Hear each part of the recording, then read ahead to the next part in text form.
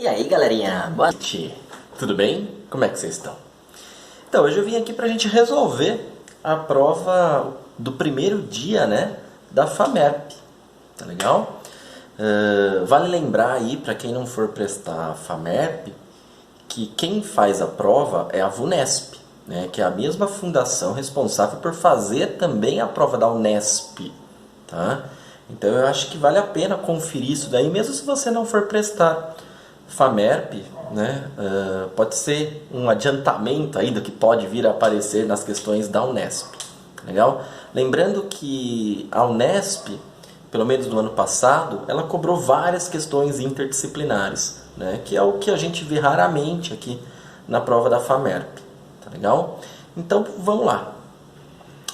Vamos começar aí pela questãozinha de número 41. Tá legal? Questão de 41 é uma questão de biomas. Ela fala o seguinte: é um bioma formado por uma vegetação rasteira, com árvores de porte médio e amplamente dispersas. Bom, vegetação rasteira, árvores esparsas, né? Ele não está falando de floresta. Muito provavelmente ele está falando aí ou de um cerrado ou de uma caatinga, né? A temperatura é relativamente alta ao longo dos meses e as estações do ano são reguladas pelas precipitações, então chove, né? A caatinga ela já é um ambiente mais seco, o cerrado, né, ele já tem uma dinâmica maior aí com as precipitações. O solo é pobre em minerais, característica do cerrado, essenciais e frequentemente rico em alumínio, que é tóxico para muitas espécies de plantas. Além dessa característica, o bioma descrito apresenta... Então, primeira coisa, você tinha que identificar que ele estava falando do cerrado. Identificou que ele está falando do cerrado, você vai procurar ali, dentre as alternativas de A e, a alternativa que se enquadra em uma das características do cerrado. E a alternativa correta é a alternativa E, que fala espécies de plantas adaptadas ao fogo. As plantas do cerrado, elas têm gemas que servem para a rebrota da planta abaixo do solo, elas têm casca grossa para isolar termicamente os vasos condutores, né? Então, a característica que ele traz na alternativa E é uma característica de indivíduos, né, que nós encontramos no cerrado, nesse caso plantas, né? Transbordamento periódico dos rios, isso daqui não está relacionado, né? Isso se relaciona mais com o Pantanal, por exemplo. A alta umidade relativa do ar, isso é mais característica de uma mata. Plantas adaptadas à variação de maré, né? Isso não está relacionado com o que o texto traz. Você pode pensar nisso como algo relacionado lá ao mangue, né? Subsolo compacto e seco, não tem lençóis freáticos. As plantas do cerrado têm raízes profundas para alcançar os lençóis freáticos, né? Então a alternativa correta do exercício 41 é a alternativa E. Exercício 42 é um exercício de classificação. Lembra lá do reficofage? Em algum momento vocês viram isso. Aonde que você vai usar isso? Aqui, né? Do reficofage. Domínio, reino, filo, classe, ordem, família, gênero e espécie. Domínio é o mais abrangente. Espécie, o nome já diz, né? É o mais específico, é o menos abrangente. Ele fala assim, ó. Dieffenbachia signi é o nome científico de uma planta que pertence à família das aráceas. Então você já tem a família. Família é arácea. Dieffenbachia é gênero. Seguini não é a espécie, tá bom? A espécie é Dieffenbachia seguini. Tá legal? Essa planta é popularmente conhecida como Comigo Ninguém Pode, aniumbá ou bananeira d'água, sendo muito cultivada como planta ornamental em todo o Brasil. Ela contém princípios ativos tóxicos que estão principalmente nas folhas, no caule e em menor concentração nas flores e nos frutos. Uma pessoa que mastigue parte da folha ou do caule pode ter vômitos, náuseas, problemas respiratórios graves, entre outras complicações, podendo até chegar à morte. Inclusive animais. Para quem tem pet em casa, um gatinho, um cachorrinho, não é legal deixar ele em contato com essa planta. Esses sintomas aqui podem acontecer aí no animalzinho de vocês. Assinale a alternativa que indica, em ordem decrescente de hierarquia, os níveis taxonômicos da planta descrita no texto. Então, você vai ter que pegar lá do nível de maior abrangência para o nível de menor abrangência, né? Bom, nós estamos falando aqui de uma angiosperma, né? Uma planta que tem flores, que tem frutos. Então, a sua alternativa precisa começar com angiosperma, né? Então, pode ser a letra A, pode ser a letra E, né? Bom, aí o que a gente tem? Nós temos a espécie, que é Dieffenbachia seguini.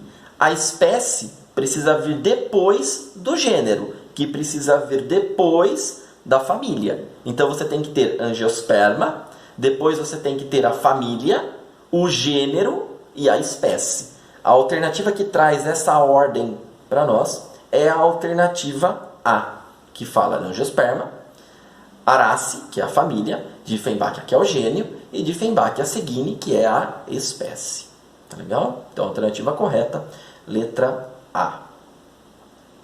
Bom, a letra E não poderia ser, né, porque ela faz uma inversão aqui. Ele está colocando família por último, né? Então ele está colocando primeiro espécie, depois gênero, ele faz uma mistureba aí no item E, né? Então, a alternativa correta, letra A. Exercício 43. É um exercício de microbiologia. Ele fala o seguinte: microbiologia voltado aí com a parte de citologia, metabolismo energético, né? A habilidade de alguns micro-organismos em sintetizar ácido lático, síntese de ácido lático por fermentação láctica, né? É explorada pela indústria alimentícia com o objetivo de produzir, por exemplo, iogurtes, queijos e coalhadas. Todo mundo já ouviu falar dos lactobacilos vivos aí, né? O que é o lactobacilo vivo? É uma bactéria. Durante a produção desses alimentos, há a participação das levedura é fungo, não é bactéria. Então as alternativas são ou alternativa C ou alternativa D. Letra C fala: bactérias que realizam oxidação parcial da glicose no citosol em ambiente aeróbico. E a letra D fala que são bactérias que realizam oxidação parcial da glicose no citosol em ambiente anaeróbico. Gente, fermentação é um processo anaeróbico. Tá legal? Então a alternativa correta do exercício 43 é a letra D. Tá legal? Questão de número 44. É uma questão que traz um pouco pra gente aí o tema de filogenia, de classificação filogenética, né? Então ele vai apresentar uma árvore filogenética aqui, que foi extraído aí de um dos desenhos feito por Darwin, e ele faz questões acerca dessa imagem. Então o texto fala o seguinte: a chamada árvore da vida, uma das ideias mais poderosas da biologia moderna, remota a rabiscos feitos por Charles Darwin. Cada espécie moderna seria o produto de infindas bifurcações na árvore evolutiva da vida, a qual dá uma ideia de como foram surgindo os seres vivos. A figura ilustra um dos rabiscos feitos por Darwin. Então você tem a imagem aqui embaixo. Aí ele fala assim, ó: no rabisco de Darwin, as bifurcações dos ramos surgem de um nó, né? Cada um dos nós corresponderia a um ancestral comum, né? O nó é um grupo de organismos, é um ancestral comum, que ao longo do processo evolutivo origina um ou mais grupos. Então nessa imagem, sempre que você tiver algo semelhante a um V, né, você tem dois grupos surgindo aqui a partir de um que estava aqui embaixo. Esse um grupo que estava aqui embaixo é o ancestral comum. Tá legal? A alternativa correta do exercício 44, então, é a letra B. Tá bom? Exercício 45. É um exercício que fala o seguinte: o Senado Federal aprovou, em 24 de 6 de 2020, o projeto de lei que estabelece o novo marco regulatório do saneamento básico. O secretário de Desenvolvimento de Infraestrutura da CPEC destaca a importância da aprovação do novo marco regulatório para os brasileiros em 4 pilares: o da saúde pública, o ambiente, econômico e o financeiro. Estamos falando de até 6 mil recém-nascidos que morrem por ano vítimas de doenças recorrentes da falta de saneamento básico. Então é uma questão que vai falar de doenças, que são doenças relacionadas à falta de saneamento básico. Então, por exemplo, se nessa doença tem um mecanismo de transmissão picada de um inseto, né, não está relacionado com saneamento básico. Isso é uma dica muito boa para a gente eliminar as questões, as alternativas. São mais de 100 milhões de brasileiros que atualmente não têm acesso à rede de esgoto, explica o secretário. A falta de saneamento básico em muitas cidades brasileiras está relacionada à transmissão de diversas doenças, dentre as quais estão, então você vai ter que assinalar uma alternativa que traga para a gente apenas doenças que tem como agravante aí a falta de saneamento básico. Letra A. Leishmaniose e dengue são doenças transmitidas por picadas de mosquitos. Não é. Letra B. Doença de Chagas. Contato com fezes do barbeiro contaminado. Né? O barbeiro é um barbeiro hematófago. Ele vai lá, se alimenta do seu sangue. E nisso ele pode defecar. Se essas fezes entrarem em contato com a sua corrente sanguínea, você pode contrair a doença. Não tem nada a ver com o saneamento básico. Né? Escorbuto é carência de vitamina. Isso causa um sangramento aqui na gengiva. Né? Letra C. Filariose, meningite, hepatite B. Filariose também é transmitida por um mosquito, tá legal? Pela picada de um mosquito. Não pode ser. Letra D. Febre amarela, malária, são doenças também que têm aí no ciclo de vida um mosquito como vetor, tá legal? Então também não se enquadra. Letra E. Amebíase, beleza.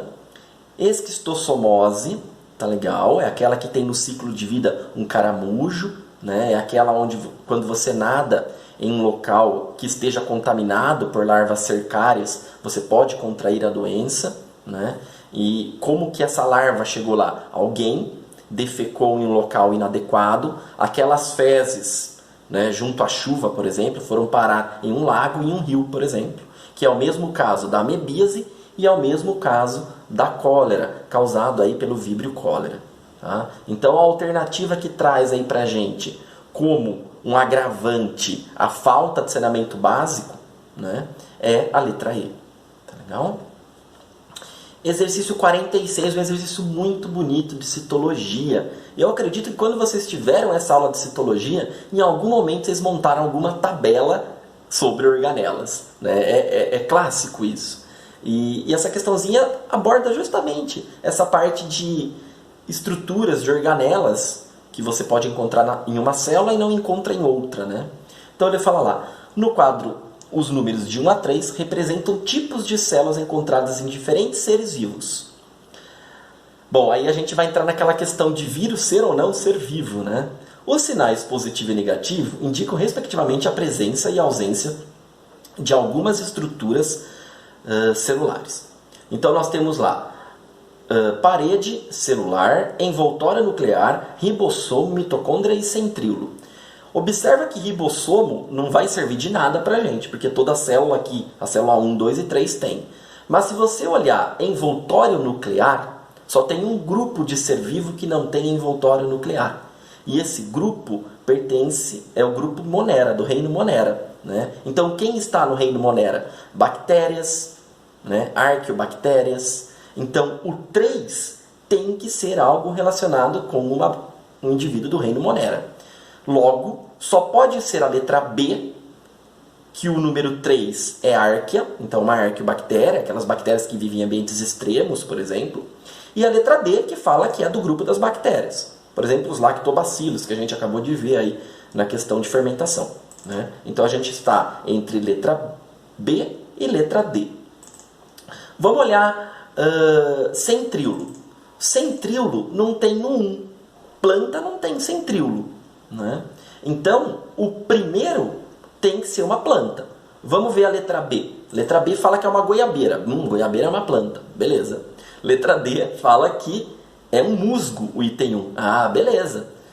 O musgo também é uma planta. Então, quem vai dizer pra gente se é a letra B ou a letra D é o ser vivo representado pelo número 2. Tá legal? Se nós olharmos aí o ser vivo representado pelo número 2, esse ser vivo ele não tem parede celular. Animal não tem parede celular. Fungo tem parede celular. Planta tem parede celular. Alga tem parede celular. E a letra D, ele fala que o indivíduo 2 é uma clorofícia. É uma alga que tem parede celular. Está errado. Então a alternativa correta para a gente é a letra B, que fala que 1 é uma goiabeira, uma planta, 2 é um anfíoxo, é um animal, pertence ao grupo dos cordados, e 3 é uma árquea, pertence aí ao reino Monera. Tá legal? Questãozinha de número 47 é uma questãozinha de genética. A gente vai mudar o cenário aí, que eu vou resolver a questão lá na lousa para vocês, e depois a gente volta aqui. Tá legal? Bom, galerinha, questãozinha então de número 47, uma questãozinha de genética. Vem aqui na lousa fazer, que eu acho que fica mais fácil, né? Ela fala o seguinte, ó. Na genealogia a seguir, Valmir apresenta uma doença rara determinada por um alelo cuja herança é ligada ao sexo. Então temos Valmir aqui, né? Valmir, ele tem uma herança ligada ao sexo. A gente precisa descobrir se essa herança ela é dominante ou se ela é recessiva. Bom, como que a gente vai descobrir isso? Primeira coisa que eu vou fazer nesse heredograma é colocar em termos de cromossomos sexuais todos os indivíduos, tá bom? Então eu vou pôr aqui, ó, XY, XX, e vou fazer isso para todos, tá legal? Aqui, ó. Não sei se eu vou usar todos, mas vou colocar para todos.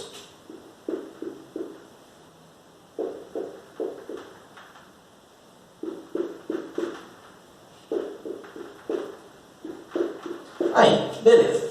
Bom, agora como que eu vou descobrir se a doença que Valmir tem é uma doença dominante ou recessiva? Bom, vamos supor que essa herança ligada ao sexo que ele fala aí é uma herança que tem um caráter dominante. Se essa herança tiver um caráter dominante, o que deveria acontecer aqui, ó? Aqui deveria ser X razão Y, e a hora que o Valmir tivesse a Neide como filha, né, ele deveria passar o alelazão para a Neide e ela deveria ser afetada. Mas se vocês olharem no heredograma aí, a Neide não é. Logo, esse padrão de herança é um padrão recessivo. Tá legal? Significa que todos os outros indivíduos aí são indivíduos normais, têm ao menos um alelo azão. Tá? Aí ele fala, as probabilidades de Cíntia, onde está Cíntia? Cíntia está aqui, ó. Alana está aqui. E Eva, que é essa daqui, serem portadoras do mesmo alelo, ou seja, serem portadoras do alelo azinho, que determina a doença de Valmir, são respectivamente. Bom, vamos fazer a Alana aqui, que aparentemente a Alana está mais simples. Ó, vamos lá. Valmir e Nair tiveram um filho, que é Tony. Valmir passa para Tony o cromossomo Y, né? Significa que aqui, ó, eu tenho um azão. Essa mulher aqui, ela é normal, né? A Lana, ela não tem como ser uma pessoa portadora do alelo, né? Visto que o pai é normal e aqui ele está falando que a Lana é normal também. Então a probabilidade da Lana, né, ter aí o alelo é 0. Tá legal? A probabilidade é 0. Bom, agora vamos olhar lá Cíntia e Eva. Bom, o que eu sei aqui? Eu sei que a Neide, ela é heterozigótica. Ela é azão, azinho. Como que eu sei isso? Ela é normal, então ela tem que ter um alelo azão. E o pai, que é o Valmir, doou para ela o alelo azinho. Então ela é heterozigótica. Cíntia. Ah, eu sei que aqui é um azão também, né? Porque ele é normal. Cíntia é normal, tá? O heredograma não está rachurado, então a Cíntia é normal. Se a Cíntia é normal, significa que aqui, ó, ela tem obrigatoriamente um alelo azão. E aqui, eu não sei o que ela tem. Ela pode ter tanto um alelo azão como um alelo azinho. Opa, ela pode ter um alelo azinho? Pode.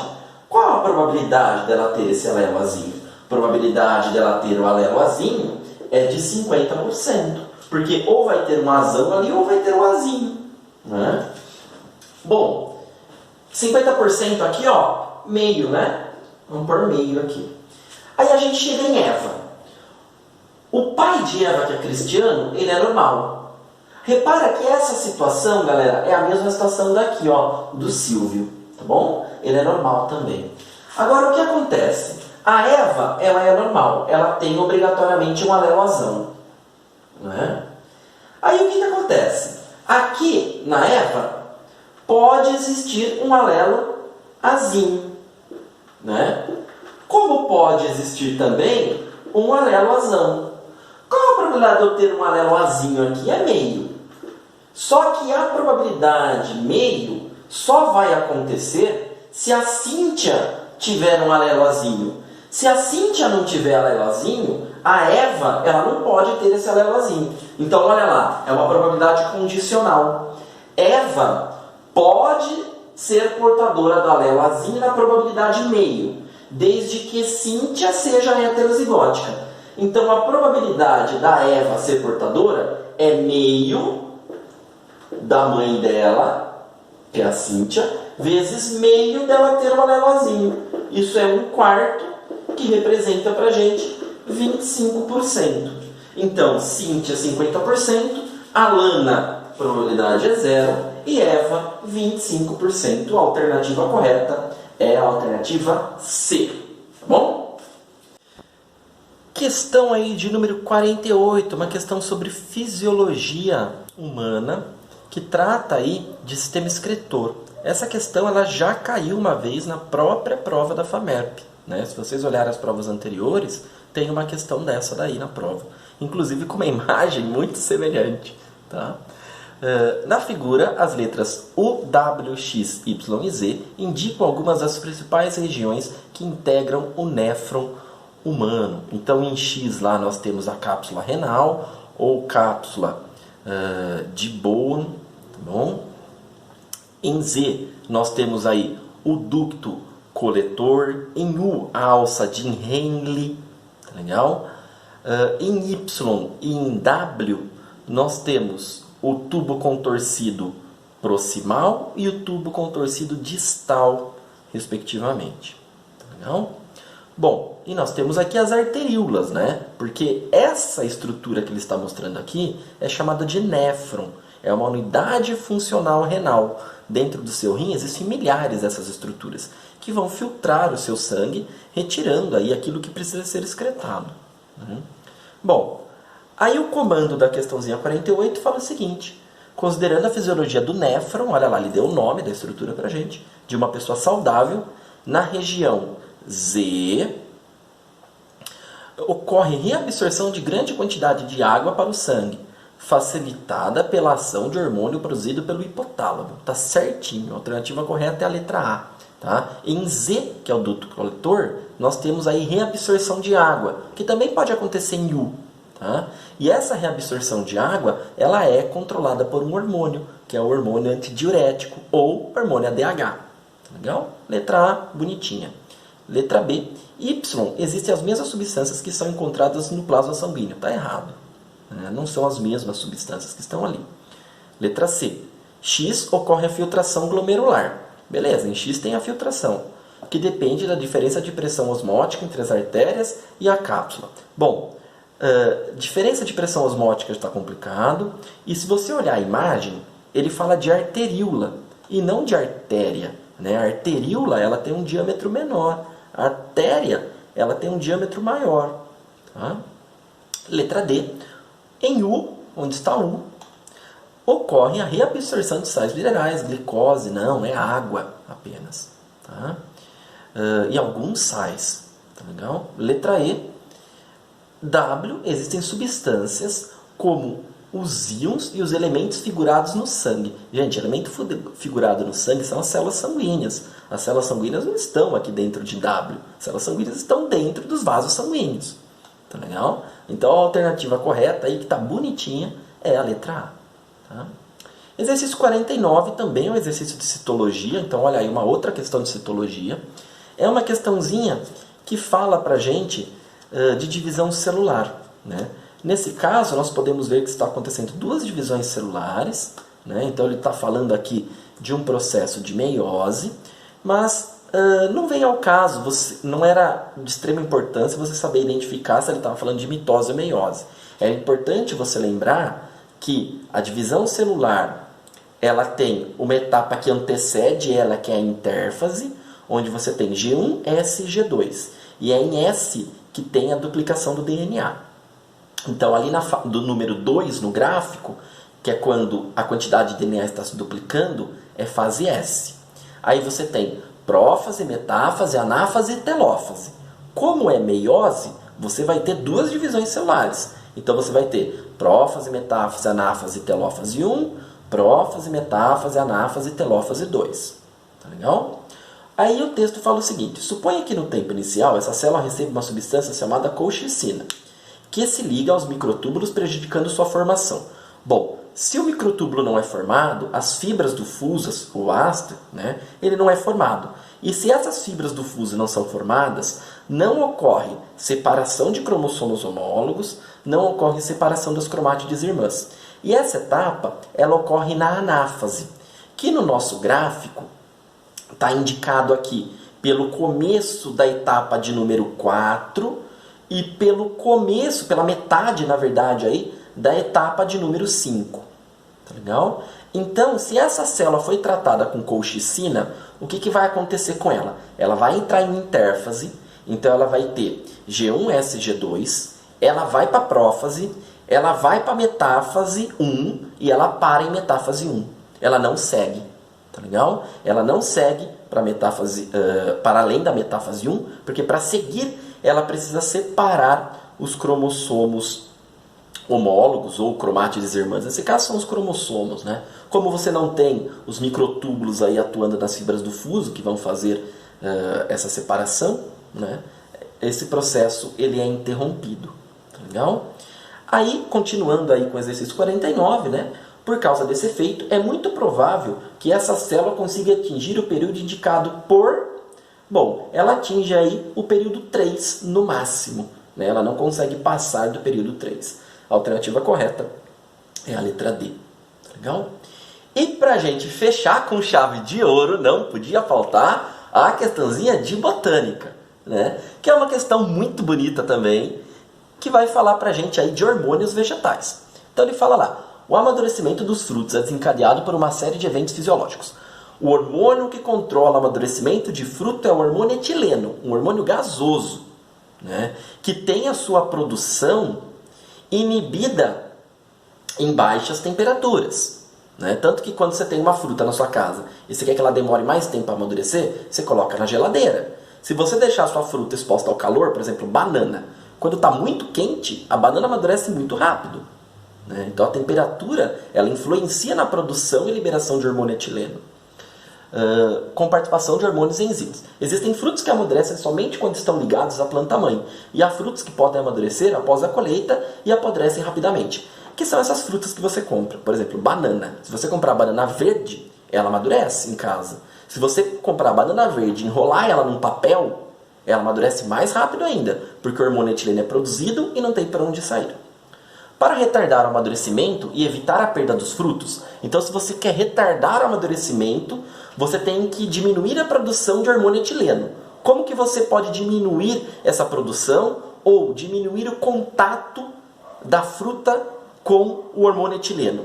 Deixando essa fruta em um local arejado, porque o hormônio etileno é gasoso. Se a fruta está em um local arejado, esse gás vai ser liberado e não fica em contato com a fruta. Segunda opção é diminuir a temperatura. Então coloca a fruta numa temperatura menor, né, dentro da geladeira, por exemplo. Logo, a produção de hormônio etileno vai ser menor. A alternativa que fala exatamente isso para nós é a alternativa E. Então ele fala lá, ó, para retardar o amadurecimento e evitar a perda dos frutos, o ideal é mantê-los em recipientes com baixa temperatura para inibir a produção do gás etileno. Tá legal? Hormônio giberelina, hormônio ácido abscísico, não são hormônios que vão atuar aí no amadurecimento de frutos. Tá legal? Então, essa era a prova da FAMERP do primeiro dia. Nós nos vemos amanhã para resolver o segundo dia, que são as questões dissertativas de biologia. Tá legal? Aquele beijo, aquele abraço e até amanhã.